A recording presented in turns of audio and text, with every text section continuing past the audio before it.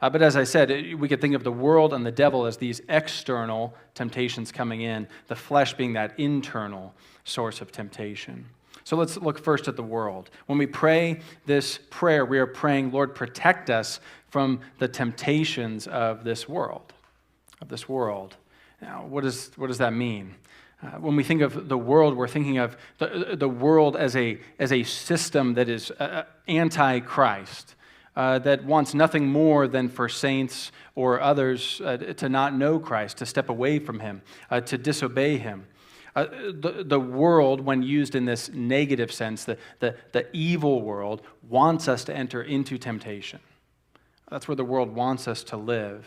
And so we think even of worldviews and systems and ways in which the world puts pressure on the saints to walk off the path, right?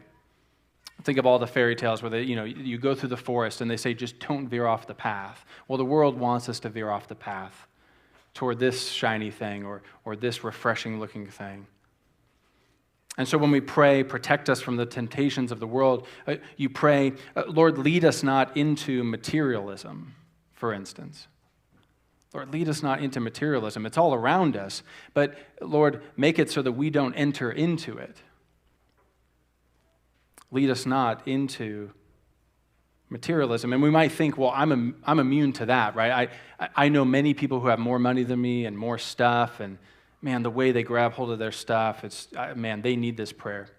But then we, in the middle of the night, our fingers fly to our Amazon cart when we're stressed, right? Just for little things, but I'm not a materialist, right? So we pray against this. We say, God, there's ways in which my heart wants to grab onto what the world is offering me. Would you sever those ties? And instead, even my material possessions, would you use them for your glory? When we pray against the temptations of the world, we pray, God, lead us not into prideful ambition. Prideful ambition. And again, we play the game where we say, oh, I know some prideful people. I know some people who just step on other people.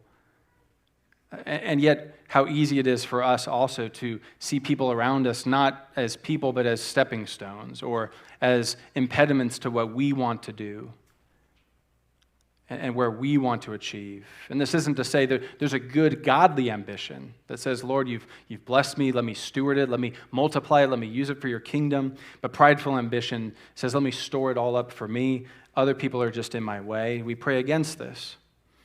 On the other end, we pray against selfish laxity that says, my chief end is to work just enough that I can entertain myself to death. And we never say it that way. But we sort of live as if, okay, I do my duty, and then I deserve this me time. I deserve this time in front of this screen. As if that was what life was about. So we pray against that. We pray against self-autonomy, which this world lies to us and says, the greatest good is that you are in control and you do whatever you want. And you call the shots. And we pray against entering into that. As we pray this way, it sounds simple, but the application is to pray. When's the last time you prayed against these kinds of things? I'm asking myself first. When's the last time this was part of your prayer life?